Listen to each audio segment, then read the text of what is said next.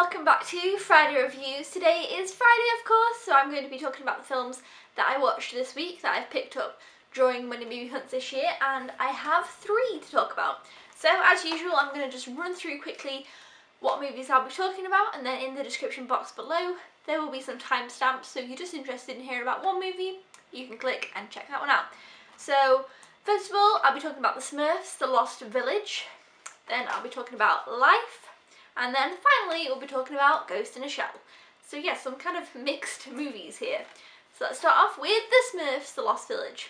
Okay, so I grew up watching The Smurfs, the cartoon, which maybe started in maybe the 80s, and then obviously ran through to the 90s where they just put reruns on. I'm not sure, but either way, I loved The Smurfs. And The Smurfs and Alvin and the Chipmunks are some cartoons that I really remember loving when I was younger, so now when they've been remaking those type of things, I always have a little bit of a soft spot for them. However, I wasn't the biggest fan of the live action Smurfs. I did enjoy how a lady from Glee, I don't remember her name, I can't even think, what was she, the counsellor? What was she? I haven't watched Glee in a while, but someone from Glee was in Smurfs, the live action. And I quite liked that. I really liked her, and I was like, oh yeah, okay. And it was okay. I didn't love it. It was alright. The second one, I'm actually going to get rid of the second one now, because I think this one did a good job. I feel like we didn't need the others. I feel like watching this one, it gave similar story. It kind of gave you the background. If you haven't watched the live action ones, it really doesn't matter. This one gave you a background. It talked about Smurfette and why she's the only girl, which is what the other ones talk about. So I feel like we just didn't need those. Anyway, so this one, you know, is completely CGI, all animation, which is good. I definitely preferred that. And it really looks visually fantastic. The village looks great. The animation is really bright and brilliant. Yes, I really enjoyed that. We have our kind of classic Smurf characters, and the ones that kind of are main in this trip, we have, of course, Smurfettes. We have Brainy, yes, Hefty, and Clumsy. And they're also cute. Hefty was my favourite of the boys. Smurfette I loved the most, but Hefty was my favourite. And basically, what happens in the film, of course, Gargamel and his cat are still trying to get the Smurfs, as always. But then Smurfette discovers something in kind of on the outskirts of this forbidden forest where they can't go. There's like this big wall, and she spots something that she thinks might be a Smurf. And they find this little hat that's not the same colour as their hat. And it's this whole thing. So they're trying to find out if there's more Smurfs and trying to find out where these other Smurfs are and to get to these other Smurfs in the Lost Village. So that's kind of the story. And the trip to that, like kind of the adventure of trying to find these other what might be Smurfs, were really fun. And I really enjoyed that. They go through this really crazy, weird place, and there's this amazing river scene, which I loved. And yeah, I enjoyed this. Demi Lovato voices Smurfette. And there's some quite good songs in this. I really liked Meghan Trainor's song that's at the end, which kind of fitted in well, even though I'm not a big fan of her. There was another song in it that again was near the end that I really quite liked. And then there was one song that Smurfette sings near the beginning that I can't find on the internet. I don't know who sings it. So I don't know if that was Demi Lovato, but otherwise I found it weird that she hasn't got like a big song that she sings for Smurfette, considering she voices Smurfette. I thought that was a bit odd. But yeah, I really liked the kind of girl power message in this film, which I thought was really good. Like I said, we kind of had similar storylines before with the whole why Smurfette is a girl, and they explain that whole thing, why she is different, and she kind of feels lost and, you know, different, and it's that kind of storyline again. But it has a nice flip side, and I think Smurfette is a really fantastic character, and especially towards the end. The end kind of just all pulled it together for me. I actually gave this movie 4 stars, which I feel like it's a bit shameful because no one really likes this, but I just have a thing about the Smurfs, and it was just cute, and I enjoyed it, and the songs were nice, and the ending was just like, and just the end. And then again, like I say, the girl power I thought was great. Also, they play the song, and I feel like this has been a long time coming. They should have done this before. I'm Blue. You know that song? I'm blue, da-da-dee-doo. That song, right? It's in the movie. It makes sense because they talk about everything's blue. It fits the Smurfs perfectly. And even though it's a bit cheesy, I'd always wanted it to happen. So that was very exciting. So yeah, overall it was a good movie, especially a good kids movie. It had all the stuff. It was fun, it was entertaining, it was fast, it was visually very good. You know, the story was cute, characters were great. They were fun. It was a trip. They went on an adventure. Yada yada. So it's kind of similar, but I liked it. I definitely think this is the Smurfs. They should have just done originally. If they make a sequel to this, I'd be happy to check it out. So yeah, the Smurfs: The Lost Village. Coming up next, we have Life. Okay, we have Ryan Reynolds in this. I really like Ryan Reynolds. I didn't used to so much. I remember watching that Green Lantern movie, and I didn't really enjoy that. I think I need to rewatch it because I didn't think I even watched the whole thing. And you know, he did some other questionable things, but then he really started to pick up. And he also married Blake Lively, and they've got some really cute kids, and they're just really cute together.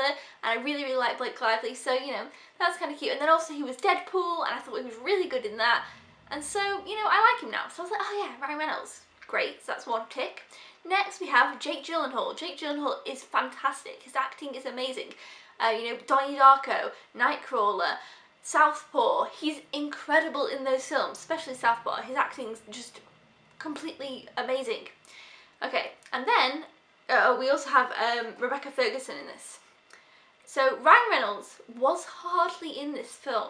Like, he really wasn't in it that much. And obviously he's on the cover, it's like this whole thing. He's really not in it very much. So, you know, I was like, oh, well that's disappointing that, you know, he's not in this movie so much. But Jake Gyllenhaal is in this quite a lot.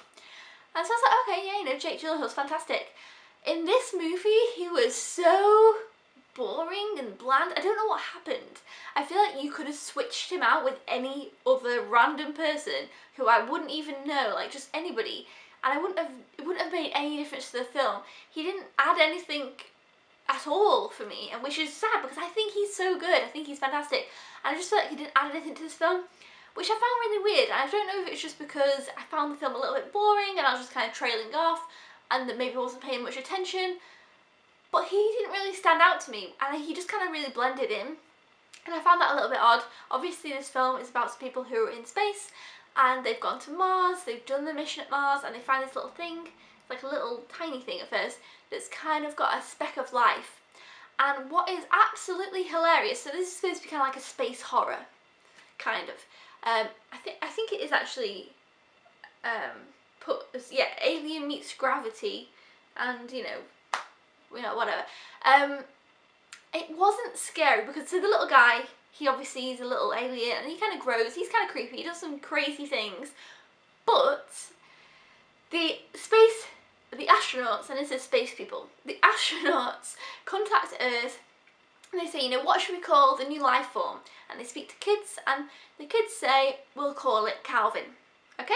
Calvin.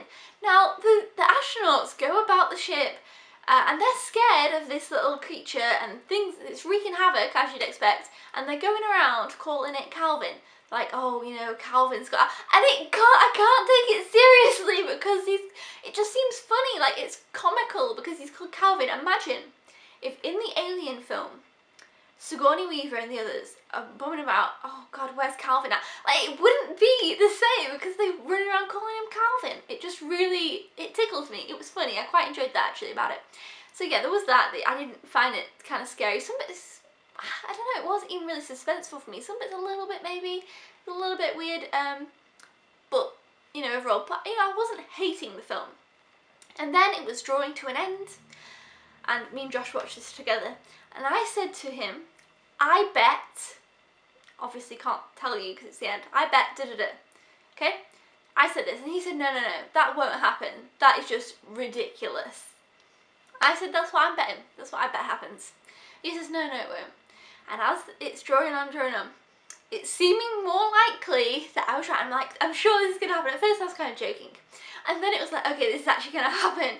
Like, you could just tell. And he was like, oh, no, that was the worst ending ever. I hate the movie now. And it really was, like, it was so bad. And I saw it coming. It was supposed to be like a surprise, or maybe a twist or something like that. And it was just so, one, stupid and illogical, and two, it just was so obvious. I just saw it right there, and it was just right in front of me, but it was so stupid that it was like, nah, it's probably not going to happen, but then it did! And so I give the movie 2 stars, because it didn't, I don't know, yeah. So, Life. that's all I have to say about it, really. This is also the last July film that I had to watch, which is awesome. So now I'm wrapped up with July, so now I can move on and do my top 5 July movies and all that kind of stuff. So I'm all caught up. So yeah, that's awesome.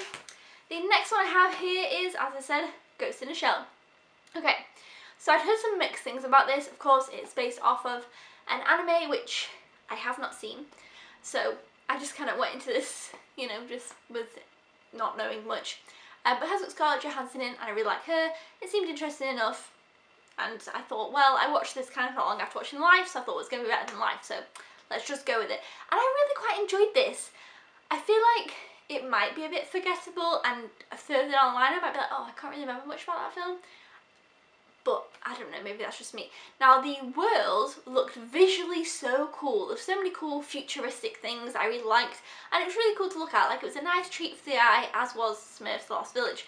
Like, it just looked great. So yeah, this really looked great. I really liked the world.